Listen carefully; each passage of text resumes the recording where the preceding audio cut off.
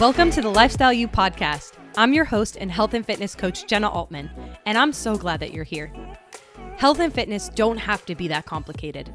Do you want to achieve a body you're proud of, gain physical and mental energy, and grow your confidence without giving up date night with your partner or starving yourself? The Lifestyle You podcast will provide you with the tools that you need to make your health and fitness fit into your lifestyle, not the other way around.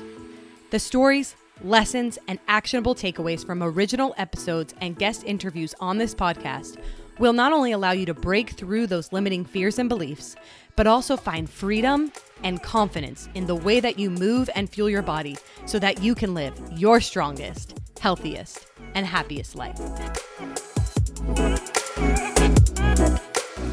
All right, my friends, welcome back to the Lifestyle You podcast. Today, I have a really special guest joining me. Her name is Natalie Guevara. Today, we are going to be chatting all about women's hormones and women's health, particularly PCOS. And Natalie will dive in here in a minute and share a little bit more about her story. But she is a female hormone and metabolism expert focusing on hormones, health, and body image. She's also a nutrition coach for women living with Hashimoto's or PCOS, wanting control of their lives so they can feel confident in their skin. Also, Natalie is obsessed with her Boston Terrier. She's the mom of 2 boys and has another boy very, very close to being part of this world, just a couple weeks away. She enjoys riding horses, enjoys knitting, and is also a Snoop Dogg super fan. So welcome, Natalie. Super excited to have you join us today. Was there anything that I missed in that intro that you wanted to share?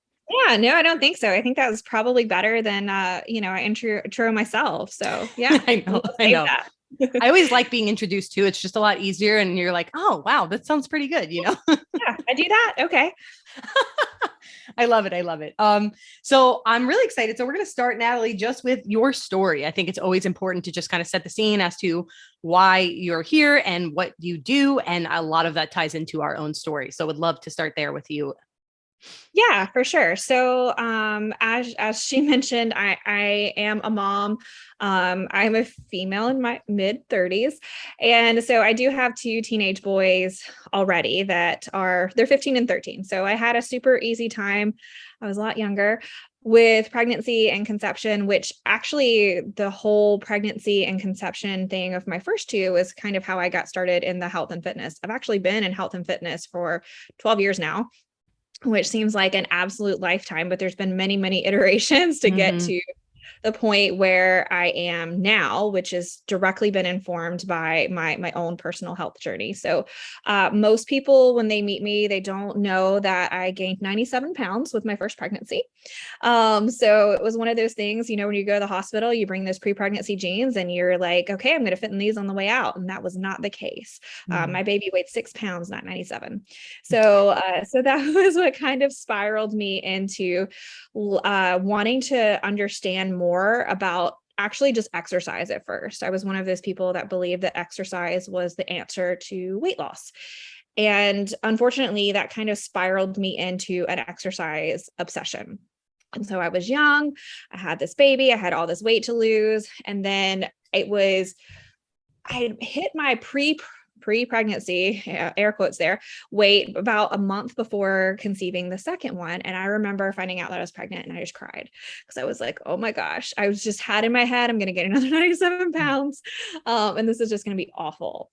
And so unfortunately, this is how it works when you're young. I kept up my exercise obsession during my entire pregnancy with my second child. I only gained 18 pounds. And actually I was at pre-pregnancy weight when I walked out of the hospital. And I went back to working out at 6 days postpartum. Anyone that's pregnant listening to this, please don't. That is highly unadvisable. But fortunately for me, I was young and dumb, and my body was what I perceived at the time to be very resilient. So fast forward to several years, I never in my wildest dreams imagined that I would have any trouble conceiving another child. Super easy pregnancy, super easy delivery, recovery, all the things.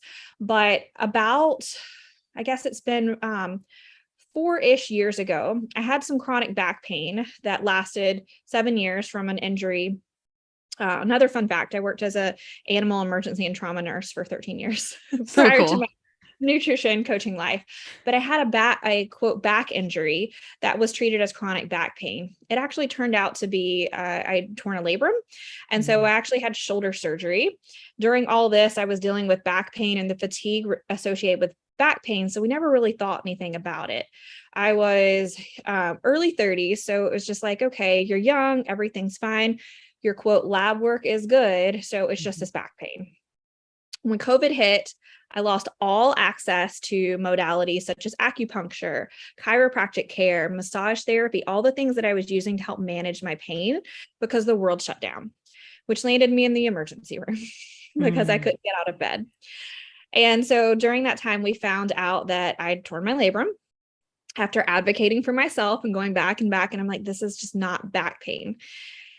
And so we wound up having surgery. What also happened during the entire 6 months from emergency room to surgery is they pumped me full of steroids. And at the time, it relieved my pain, so it was fine. But what was also happening during that time is my fatigue was getting worse. I was gaining weight, blaming it on the steroids. I was dealing with extreme brain fog, but we were also in COVID. And so I was seeing a therapist who was like, this is textbook, just anxiety and depression. Here's some antidepressants. Took those, made it worse. I was sleepy all the time. I was finding myself waking up, I didn't have to be at work. It was 9:00 in the morning. I'd wake up and I'd be like, why am I still tired? Reaching for as many cups of coffee that I could, created an energy drink obsession, all these things just to try to keep myself awake because I'd been exercising like a fiend for years. I kind of backed off at this point because I was more educated in nutrition. I was more educated in fitness. And so I'd already done all that stuff to kind of get away. I was in therapy for actually an eating disorder for a while because of my exercise addiction, but that's been, I guess maybe 10 years ago at this point. And so all of these things, I was getting so frustrated because I knew what I was doing with my nutrition at this point. I knew what I was doing with my exercise. And during COVID, we're Pelotoners. So, I was able to do all these things on the Peloton when it was too hot to go outside. And all of a sudden I was like, why can't I do this anymore? And I just continued to spiral down and down and down. Doctors, are like, this is fine. This is just, symptoms of anxiety and depression. And so I started to perceive and really believe that I had all these issues going on that I wasn't controlling. I was doing the yoga, doing the meditation, doing the therapy, taking the medication. Why won't this get better? And so around this time, we decided that we wanted to conceive way before the 2020 thing, but the back pain in the shoulder kind of just halted that for a little bit. And then of course a pandemic, it kind of wasn't attractive to do that then either. But as things started to get better, we started to really put the gas pedal on conception. I was getting older, my husband's 40, and we've got to get this going, but there was nothing happening. Periods were super short. I hadn't been on birth control in years. And it was just a quote medical mystery. We went through multiple different OBGYNs, functional medicine doctors, regular doctors, which, again, we're now in 2021. It still is kind of a little hard to get the medical attention that you need until I finally got to the point where I can very vividly remember I was driving out. One of my favorite things where I feel the most myself, I don't like to be indoors, is outside with the horses. And I was driving to the boarding facility where we keep our horses. And I remember I was on the highway. I called my husband and it was the middle of the day. And I said, I have to pull over. I am too tired. And then I sat there for a moment, got really, really angry, really, really frustrated. And I said, this is what it feels like to be actively dying. And so he panicked and left. And I was like, I just can't move my body. My body will do nothing that I want it to do. And this was in June of 2021. So this hasn't been that long ago. And my doctor at the time, did the more lab work. And I was like, this is not enough. I'd started the previous spring, starting to really deep dive into female metabolism and hormones. I'm like, am I, getting to the point where I'm menopausal? I'm mid-30s. I guess it's possible. And just couldn't find an answer. And I started to get more clear on, symptoms of PCOS with my cycle irregularities because I'm just tracking my cycle, and the symptoms of Hashimoto's, even the fact that everyone was telling me that my thyroid levels were fine. And so we sought out some more care in July of 2021. And at this point, we'd had multiple miscarriages, a couple really traumatic ones, a couple, really early on, but we were having a really hard time with conception. I found my third OBGYN, and I'm like, this isn't normal. Everyone's just telling me to go home and try again. And I don't know if you guys know like the psychological issues there, the, things going on with my body, but that's just not a valid answer. And so we did some more lab work, and again, your lab work is fine. And I was like, my lab work is just not fine. There's something going on here. I had the assumption for years that I had PCOS based on cycle irregularities, based on, excess facial hair, the way that I would gain weight, the way that I could tolerate, things like carbs and things like that. So all these different things, and I can take my blood sugar as well. I had, in my head, I'm like, this is classic PCOS, but my OBGYN wasn't willing to diagnose me as such. So I wound up seeking out the help of a functional medicine doctor who was actually in Georgia. I was in North Carolina. So it was, quite the ordeal to do this full metabolic panel. And I remember getting those lab results back and having, a telehealth appointment with her. And, her first words were, "You're exactly right. Your thyroid is not functioning optimally. You also have no progesterone in your body. So it's no wonder, like, it's a miracle that you're actually able to get pregnant for any amount of time, but it's no wonder that, this pregnancy won't stick." And I had multiple other markers that were just off. And I sat there and cried and cried and cried, because at this point, it felt like I'd been fighting. At this point, I've been fighting for 3 years to get a diagnosis on Hashimoto's, thyroid issues, and all these things that I knew that I had. And it felt like at this point, this was the beginning of a whole new journey, because now we had an answer, but there was a lot of stuff that needed to fix. And that's actually when I enrolled in FNMS, which is how we met. But yeah, because at that point I was like, I got to this point by being an advocate for myself, but holy cow, it was a full-time job. It was a full-time job, having to go, research and read and learn and understand my body and understand what was actually going on, because I had been dismissed by so many doctors for so long. Even rewinding back to the shoulder issue, if I wouldn't have pushed on that, I probably would be bedridden on steroids for my quote chronic back pain. And so it was really, really frustrating at that point to not have anyone be willing to listen to me, the person that's living in my body, or to trust my actual lived experience. And so I knew at that point, I was already starting to dive into a little bit of coaching with women that were dealing with metabolic issues. But I also almost gave up, because I was like, if I can't fix myself, how am I going to help anybody else fix themselves? Yep. And so at that point, I just got really angry, and I was like, I'm enrolling in this program. I'm going hardcore into, really figuring out how I can advocate for these women, help them become an advocate for themselves, and, actually make a difference where the medical field isn't. Mm-hmm. And so I still hadn't been diagnosed with PCOS at this point. However, the last really hard miscarriage, I was in September 28th of last year. So what are we now? 2021. My husband and mine's wedding anniversary. And so I just found out that I had a positive pregnancy test that morning. And he came home from work. And so for our anniversary, I showed him the positive pregnancy test. We went out and celebrated. We felt, a little bit more encouraged. I was on thyroid medication. And by the way, I started taking thyroid medication. It was August 12th, maybe. And about 2 weeks in was a world of difference as far as my energy, my anxiety, my depression, all of that. It was just like a veil had lifted up, which was crazy to me. But we had that positive pregnancy test, and then called the doctor, set up all the appointment. And then 4 days later, we started the miscarriage process again. At that point, we did more genetic testing on me. We went in, and the doctor sat us down, and she was like, look, there's just a lot of stuff going on here. Time is not on your side. She's like, I'm going to refer you to a fertility specialist in Cincinnati, Ohio. And I give you about a 5% chance of a successful pregnancy. And that was October 21st of last year. And then it was literally almost 2 weeks to the day, we got a positive pregnancy test for this one. After that October 21st visit, they did an ultrasound of my uterus and my ovaries. And I'd had 10 of these at this point. And this very sweet little sonographer sat me down and she's like, has anyone ever mentioned PCOS to you? And I was like, I sat there and my husband's like, she's going to lose it. And I was like, only me to every other person that has touched me. So at that point, they were going over lab work and the ultrasound. And they were like, because what they thought were follicles on my ovaries were cysts. Yep. And so they were like, this is just not going to be possible for you. But we got a positive.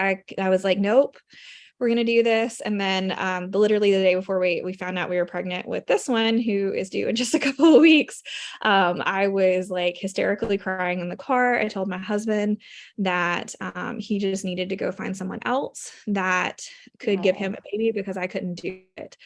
My first two are not his biologically, although he claims them. And tragically, my husband lost his parents in a plane crash when he was 1. So he's an only child. He's the only one to like continue his lineage, his family name. And so he's always just wanted a family. And so I was like hysterically crying. I was like, I cannot go through this one more time. And then the next day we found out we were pregnant. And so far, everything is a-okay with this one, with the appropriate precautions as far as the PCOS and the Hashimoto's goes. Wow. Natalie, I did not know the extensiveness of your story. We like briefly chatted about her story in the past, and I've learned some things from your Instagram and whatnot. But I did not know the fullest extent to this story. And it's just, there's so many things in here that I think are so important to address. And I think the first one is just like the dismissal that you received, right? Of like knowing something intuitively about your body and bringing that to professionals, to doctors, and them just kind of like writing it off and saying, well, you don't meet the traditional criteria that we utilize to diagnose PCOS. So therefore you just don't have it. Right. And that's really frustrating. And then of course, the frustration with multiple miscarriages. I mean, that's a lot for anyone. That's a lot for a marriage. That's a lot for just someone like we're not that far apart in age. And I'm like, that would be really challenging. And that's another thing that's extremely common for so many women. And it's just wild to hear your story and to see you. I mean, I think the reason why this is so shocking to me is how like confident you are, and how much you've learned about your body, that it almost sounds like, how could this have been so recent, for you? Which just goes to show how much growth has happened in this process. I'm sure in hindsight, you can say that now. It probably did not feel that way, but it's really cool to see how your story has led you to this moment specifically, and being able to help and support women be advocates for themselves and their health. So that's really cool. Yeah. And I mean, I think the biggest thing, and no, I mean, I will never pretend that, in the moment, like whether it was giving up coaching or giving up on trying to conceive this one, there were so many times where I was just like, I'm done. I can't do this.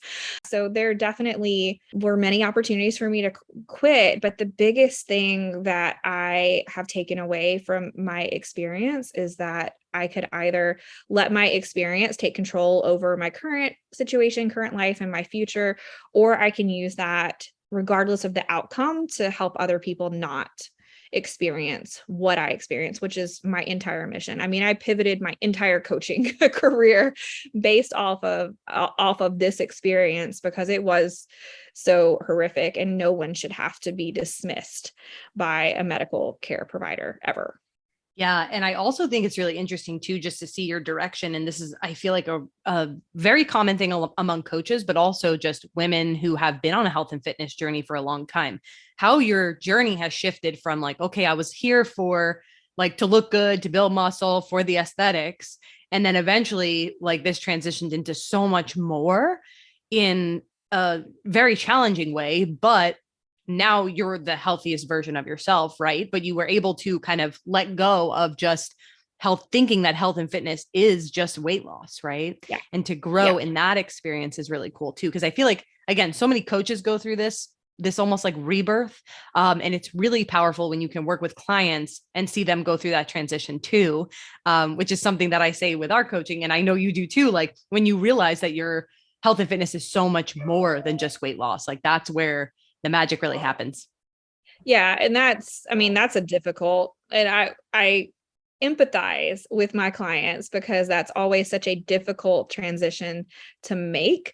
Because I definitely spent the better part of my 20s being obsessed with exercise, being obsessed with food, partially because I'm not going to pretend like there's not a large vanity streak through me. Like I'm obsessed with building muscle still. And that's been a really difficult part of pregnancy. I'm like, where did my arms go?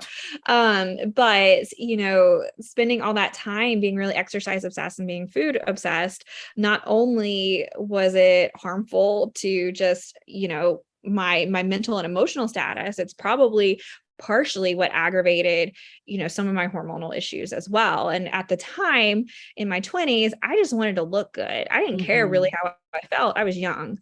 And I think that's another big struggle that so many go through. And even now, as I work with clients that are older, we're so conditioned to say, if I look better, if I lose the weight, then I'm going to feel better.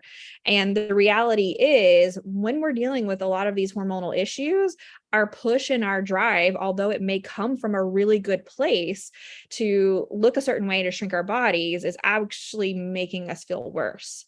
Whereas if we can focus on the fact that health and fitness and nutrition is not about shrinking your body, but creating a more amplified version of you, the weight loss generally follows. And that was 100% true for me.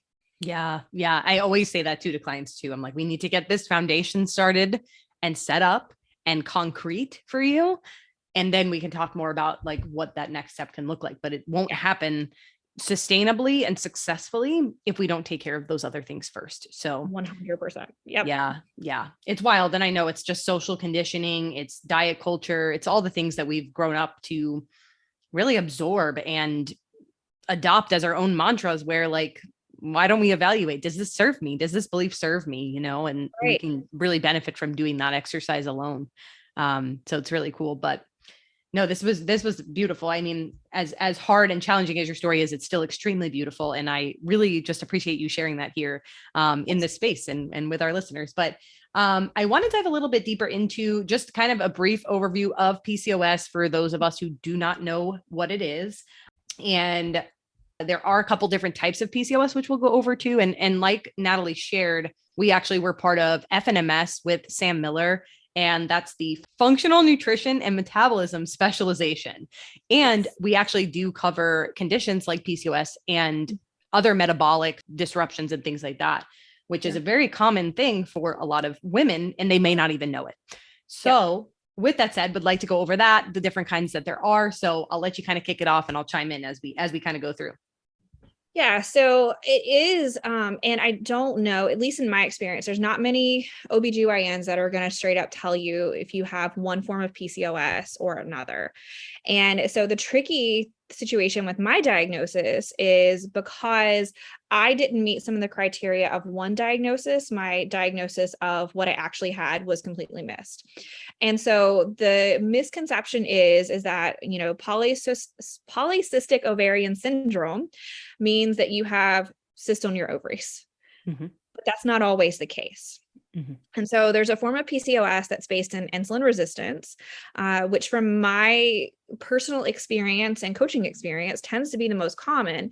And then there's one based in androgens, which just essentially means that you have excess of male hormones, which are supposed to be in women's bodies that are causing a hormonal imbalance. And so typically you have elevated things like testosterone, and you're having issues with progesterone and your balance with your female reproductive hormones. And so you can have PCOS without having some of the telltale signs of insulin resistance, cyst on your ovaries, and things like that. But you can also have PCOS and not have the clinical excess facial hair and some of the things that the more androgen heavy hormones will cause in your body. Yep. No, that's a really great distinction, because I think so many people have probably heard more of the insulin resistance version and have been in contact with that the criteria that we've chatted a little bit about here. And they can almost be like, well, something's off, my irregular cycles, all these other things. So why am I still not getting this diagnosis? And it's really interesting actually, because even at one point in my journey, I had irregular cycles, which was from over exercising, under eating, Yep. and which totally guilty of as well. And probably a lot of female coaches can say the same. But when I went to a gynecologist it was right after I graduated college, because that's when all my issues were really like kind of coming full circle. And I started to go to a gynecologist and I said like, hey, I think there's something going on here. I felt like I did finally eventually a couple of years later, after I gained like 15 pounds, I did get my period back and things started to normalize, but it was still very spotty. And I was like, this is interesting. And I also had incredibly painful periods, which I still am figuring those out to this day. Yeah. But with that said, I had brought up the PCOS concept or even endometriosis, and they were so dismissive. And I was so angry because I was like, but what if I actually have? And it's not like I was like crying wolf, like making a big deal out of these things. Why would you? No, I was like, I don't want to have this. I need to know so that way I can manage it. Right. Yeah. And it was so challenging in that experience for me. And I still, to this day, I'm like, I don't know. That could be a possibility, Sure. So here we are. But I think it's really interesting because I want to ask you, like, how do you typically, with the clients that you work with in general, how do you kind of like pick up on the symptoms and the signs that they could have PCOS, assuming that a lot of the women who are coming to you do not know that they have it yet? Yeah. So that's a really great question. Really, really interesting. So I always get excited when a client comes to me with a PCOS diagnosis, because I'm like, yes, the hard work is done. I actually have a client who was diagnosed. She's in her late 30s now. She was diagnosed as a teenager. And I was like, whoa, that never happened like 20 years ago. Yeah. So you're really lucky. And then on the other hand, I've got a client, she's in her late 40s, and we had a conversation a couple of months ago, and I was like, has anyone ever mentioned PCOS to you? And she mentioned that, years ago, her gynecologist just mentioned it in passing, which is another common thing. And so it's just really interesting, from the folks that know they have it, from the folks that have symptoms, and maybe it's been mentioned in passing, but nothing's been done about it, to the people that just don't know. And, for anyone that's listening that is like, oh my gosh, this might be going on with me, we also have to recognize, first of all, medical system is broken. Your doctor spends 5 minutes with you. Whereas like I, as a coach, spend so much time I'm going to say, like, I just get into people's business. So, that's one of the advantages that I have. So I'm not going to say like, this is why I'm better than your physician. It's just my availability, my time. And this is what I'm really focused on figuring out for folks. And doctors just can't do that, which is why advocacy is so important. But I take every single person, no matter if they come to me because of thyroid issues, menopausal issues, or specifically PCOS, through the same framework. I have 4 R's that I move people through. It's a restore process, a reframe process, a rebuild, and resilience. And so when we start in the restore process, we have a lot of unsexy tools that we use that start to give us information about what's actually going on with our bodies. And so, it all starts with understanding metabolism, because what a lot of people aren't taught or don't understand, unless they're just, nerds like me, is that your metabolism is always trying to communicate with you, and your metabolism communicates through hormones. And so when we are dealing with issues like PCOS, it's a hormonal issue. However, what the medical industry has taught us or sold us is that the only way that we're going to figure that out is through expensive lab work and all kinds of other things, which, to be clear, can be a part of the bigger picture, the bigger puzzle. But more often than not, we're missing a really, really key component of that. And that's taking the time to figure out what's going on with our bodies first. And so that way, going into a medical care provider, you're actually really informed as to what's going on in your own body and can advocate for yourself when you are more than likely going to be dismissed. And so through this restore process, this is a whole process of teaching women how to speak the language of their metabolism and their hormones so that they can understand what's actually going on, what's true for them, and what's not true for them. Another big issue that I see a lot of, and for better or worse, this is marketing. Sometimes this is doctors, the covers of the magazines at the grocery store. So many women will be really quick to blame their inability to lose weight, their fatigue, the brain fog, the anxiety and depression on the fact that they can't lose weight. And so then we blame the hormones. Mm-hmm. Then we blame, PCOS, we blame menopause, we blame all these different things. But, once again, if we can actually look at, weight gain is not the reason that you have PCOS. It's not the reason you have endometriosis. I actually had a client who was trying to lose weight, and her doctor told her that her PCOS would go away if she just lost weight. Oh, wow. Oh, wow. Weight gain is a symptom of your issue. And so we get really quick to attack the symptom of the issue and not the issue.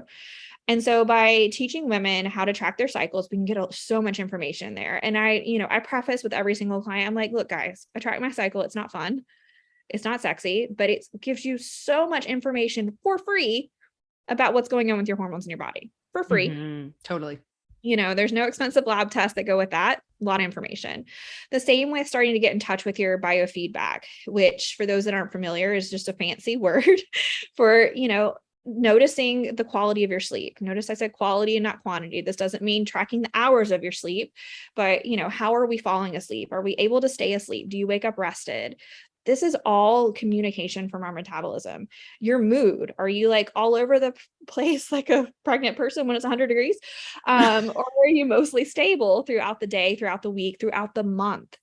Also looking at, our hunger cues, and we're looking at things like insulin resistance, but also understanding that hunger is based off of hormones, as are cravings. Like, there's nothing wrong with you because you crave certain things. More often than not, of course, there can be, mental and emotional components to cravings, but there's also a physiological response. And so whereas when we're attacking the weight loss, we're so quick to attack these other little symptoms, these other little pain points, because we're like, these cravings are why I can't lose weight, or, my hunger is why I can't lose weight. And sure, that's a piece of the puzzle. But if we can actually look at and get curious about what these signals from our body, our metabolism are telling us, we can actually figure out what's going on. Yep. And so this so is really diving into like the root cause, right? So finding out what the root cause of these symptoms are, as opposed to working like backwards and blaming those things. Yeah. Taking the blame out of it. And so, so all these little things will give us a lot of information. And from there, I can help women advocate for themselves. These are the things that I'm seeing. It's also really helpful having someone from the outside. We get really emotional and really attached even to data. But having somebody from the outside just peeking in and saying, okay, these are questions that I would encourage you to advocate for yourself and ask your physician, to ask your OBGYN. And so that helps women, get a diagnosis rather than just feeling like they're spinning their wheels and jumping from fad diet to fad diet and not knowing what's really going on. Yeah, I love that. And you definitely mentioned like a lot of free resources that we can actually utilize within our own bodies, right? So the biofeedback, paying attention to our sleep, hunger, recovery, digestion, et cetera, all of that can give us some insights into our own bodies and what's kind of happening inside, as well as being able to track your cycle. Paying attention to things like hunger cues can be really important too. So, and all of that correlates with your metabolism, which I love. I love that you kind of put it that way, which reminds me that you most likely do use, which I've mentioned on many podcasts before, reverse dieting with a lot of your clients too, I assume. Yeah. That's a big thing that's sold. And like, if you were to go on Amazon and get your PCOS diet book, is that everyone PCOS needs to be carb free. Yep. And that's not true. Ooh, we should have done this on common misconceptions on PCOS, because that's definitely, definitely a big one. Yeah, that's a big one. That one, trying to do too much HIIT exercise is a very common thing that I've heard a lot of women say they are doing HIIT. I'm like, okay, that's one of the things we shouldn't be doing, Yeah. And that's the unfortunate part about so many women being dismissed, is that there's all these, I'm going to name them Orange Theory, all these different things that are like, come to us, do all these things, and you're going to lose weight. And so for women that don't know that they have PCOS, they're like, okay, this is what I should be doing. And, again, going back to the fact that there's hormonal implications here, they're just completely just torching the dumpster fire that is their hormones with gasoline, spiking that cortisol and all that. And on top of that, they feel like they need to be eating less and restricting carbs and going keto and doing all these things. And by the time I get to them, they don't even know if they're hungry or not. Yep. They don't even have a cycle to start tracking. And so it becomes like a really interesting combination that's really unfortunate that women have to experience this, because when you're told that you need to lose weight and everybody's screaming exercise more, eat less, I mean, how are we supposed to know what we're supposed to be doing? I know it's heartbreaking. It really is, because I recently had a conversation with a prospective client, and we were talking about like the types of exercises and whatnot, and I was advising her to, if she's really trying to lose weight, like trying to stay away from more of like the HIIT. You can incorporate that as you enjoy, but really trying to get your best bang for your buck through strength training, building that muscle. And she sent me a message, and I was like heartbroken, because she was like, oh, actually, like I found this gym, and I looked up the gym, right? Because I was like, oh, I wonder what gym this is. Looked it up, and it's like, it said something like burn 1,000 calories in 50 minutes. And I was like, why do they do this to us? It's just it's not even, it has nothing to do about like, I'd rather you work with me as much as I just rather you accomplish your goals and be successful and not get the help yourself. you need. Yeah. That's the worst part about being a coach. It's so, and people don't understand that at all. It's just when you talk to somebody and you're like, yes, I know I can help you, and then they choose to go a different route, it's like, oh, my heart is broken. And it's not the loss of the client. It's literally the fact that, I'm like, I've been there. I know. Yep. I know that side, and I know the other side. We've tried the Orange Theory. We've done all those things. Oh, yeah. We've done all the shakes, and we've been there, which is why I think it's really, and me too. No, it's crazy. So tell me a little bit too about like with your clients, once they kind of figure out that, or at least start working towards the diagnosis of PCOS with their doctor, how does it often hold your clients back in general? Like, where are they getting stuck, I guess, is a good kind of way to frame that. So I think the biggest reason that, and I know that you're huge on mindset, so this will be fun. I think one of the biggest reasons that they get stuck are their perceptions around what their body is, quote, supposed to be doing. And, again, this is not something that you're going to get in a medical diagnosis or support from your physician. But, again, if you have the symptom of either excess weight gain or resistance to weight loss as a part of your PCOS, did not cause your PCOS, as a part of your PCOS, then it's natural to want to shift your body. I'm as anti-diet culture as they come, but I am pro, if you want to shift your body, then that's your prerogative. But again, going against the, if you do this, you're going to lose 30 pounds in 30 days and all these things, it's very hard when we're constantly getting all this information. I saw a study that says that we only take in 8% of like the media and the messaging that we're taking in on a conscious level. The rest of it's completely subconscious. Wow, that's crazy. And so not being able to address the fact that this is a process is, I think, the biggest thing that holds people back, because it can be frustrating, right? When, we're working on repairing the metabolic damage. So, PCOS is a metabolic disease, dysfunction. And so there is metabolic damage, whether, you have been doing the Orange Theory, the HIIT workouts and the shakes or not, there is an element of that coming in there. It's really difficult when you haven't started to figure out your unique formula that works with your metabolism, your body, as well as your lifestyle, to help manage things like hunger and cravings. And so a lot of folks that are dealing with insulin resistance do have to deal with excess cravings. And so, really understanding the why behind different strategies, processes, and all these different things, it is a huge piece. And so I really do think it's the mindset and the perception around what needs to happen and what is possible for your health and your body is probably the biggest. Yeah. So it sounds like to me that a lot of, and I experienced this too with my incoming clients, but where they're so hyper focused on this weight loss goal, And then they have to go back and do all this other work. Mhm. And they're like, I don't want to do this work because it's not, but they don't realize that it is getting you to that weight loss goal if that's what you choose. But also your goals might shift along the way too. And that's okay, which is a really beautiful place. Yes. Yeah, It's my favorite. It's literally my favorite. So no, that's really, I think, really a helpful thing to keep in mind, right? Just how much that mindset does play a role in this as well, and any kind of health and fitness pursuit. Oh yeah. But so what would you say are kind of, and we're going to give some general recommendations here, guys, but remember, this is all, customized to you. This is why we have coaches who do these things. But in general, Natalie, what do you typically work on with clients who do have PCOS? What are kind of some of those things? I know we've touched on, probably reverse dieting, eating enough food there, making sure that we're tracking our cycle, paying attention to biofeedback. Any other things that you wanted to kind of add in there as far as some strategies go? Stress management.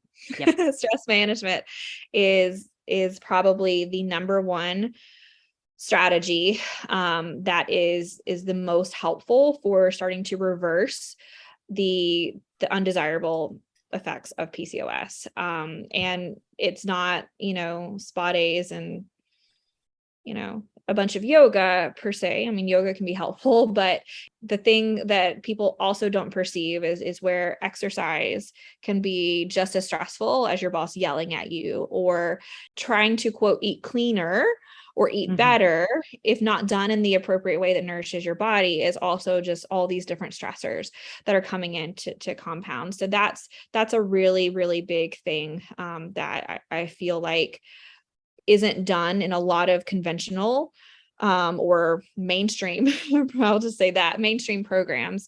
They don't focus enough on how these are actually influencing our inability to lose weight or excess weight gain. Yep. Actually, I think most people just focus on the exercise and the nutrition. And while that's important, it's definitely important, it's, again, just a couple slivers of the bigger piece of the pie. Yep. I love it. I love it. Stress management too is always, especially with clients, it's always really tricky to have them get on board with that. Like, I feel like until it starts to really like make an impact in their lives and they realize like, oh, I'm generally feeling better. Like, oh, I'm able to handle things better. Until they start to make those connections, it can be extremely hard, I feel like, as a coach to sell them on something like stress management. Because here we go again with the not sexy stuff, right? Yeah, none of this is sexy. It's really not, but it's so important. And of all the things that I'm sure Natalie can agree, of all the things we worked on in our health and fitness journeys, I would argue that stress management for me personally has been one of the best things that I focused on. Oh yeah. Oh yeah. The waist trainer did nothing. Gave me blisters. But yeah, stress management, sleep, all the things that it's like, it's not really doing anything, is it? It's doing a whole lot. Lot. Yep. Big fan of sleep over here for sure. Awesome. Well, this is such a great episode. I'm so excited about this. You are just a gem and are doing such great things out there. But I wanted to introduce our food for thought segment. So this is going to be our one major takeaway. It could be a couple takeaways if you need to, for our listeners today. And something that if they didn't listen to the rest of the episode, if they just took this one nugget, what is something you'd like for them to kind of take away from this? I would like for, regardless of what your issue is, or if you don't have any issues, is to stop following black and white blueprint nutrition programs. Nutrition is deeply personal and something that should be personalized to not only your physiology, your goals, but also to your lifestyle and your personal preferences. And so stop picking up the magazines at the grocery store that tell you to follow this diet for X amount of results. Yes. That's it. Oh, that was so good. That was such a good nugget. I love it. Perfect. And if that nugget resonated with you, you need to listen to the rest of the episode again. No, that's awesome, Natalie. Also, if you could share with us where our listeners can find you, I will attach all of it in the show notes as well, but just in case you want to share on here. Sure. All my links are on my website, updogwellnessandfitness.com. You can also find me on the Strong Mamas podcast. I talk primarily about Hashimoto's, PCOS, as well as a lot of lifestyle considerations for that as well. And then, of course, you can follow me on Instagram at Natalie Guevara, and I always welcome DMs. I'm in there way too much, chatting about people. I love it. I love it. Well, thanks so much, Natalie, for joining us today. Absolutely. And thank you guys for listening. And we'll see you next time.